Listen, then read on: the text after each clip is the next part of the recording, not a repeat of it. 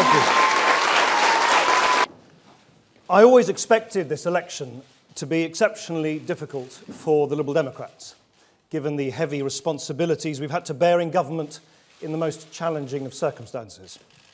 But clearly the results have been immeasurably more crushing and unkind than I could ever have feared.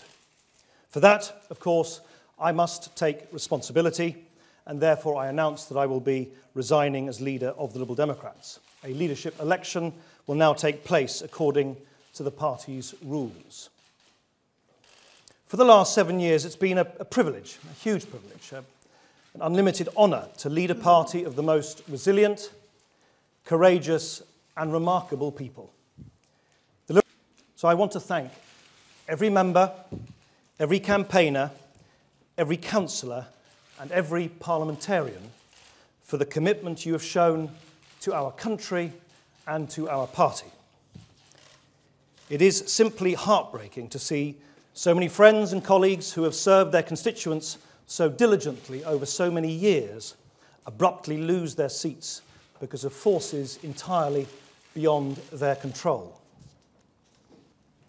If our losses today are part payment for every family that is more secure because of a job we helped to create, every person with depression who is treated with the compassion they deserve, every child who does a little better in school, every apprentice with a long and rewarding career to look forward to, every gay couple who know that their love is worth no less than anyone else's, and every pensioner with a little more freedom and dignity in retirement, then I hope at least our losses can be endured with a little selfless dignity too.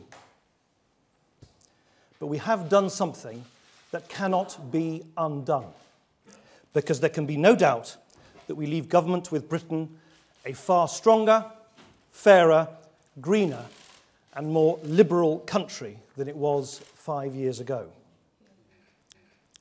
However unforgiving the judgment has been of the Liberal Democrats in the ballot box, I believe the history books will judge our party kindly for the service we sought to provide to the nation at a time of great economic difficulty, and for the policies and values which we brought to bear in government: opportunity, fairness and liberty, which I believe will stand the test of time. To have served my country at a time of crisis is an honour that will stay with me forever. I hope those who are granted the opportunity to serve our country in government now and in the future will recognise the privilege and responsibility that they have been given. It's the greatest thing you'll ever do. Liberalism here, as well as across Europe, is not faring well against the politics of fear.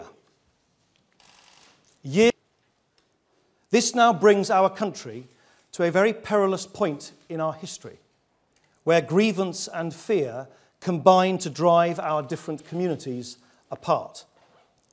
I hope that our leaders across the United Kingdom realise the disastrous consequences for our way of life and the integrity of the United Kingdom if they continue to appeal to grievance rather than generosity and fear rather than hope.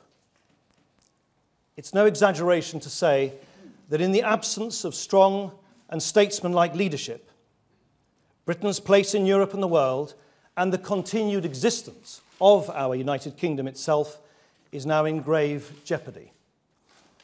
Fear and grievance have won, liberalism has lost, but it is more precious than ever, and we must keep fighting for it.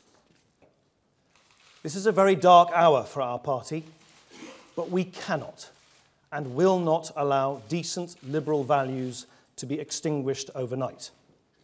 Our party will come back. Our party will win again.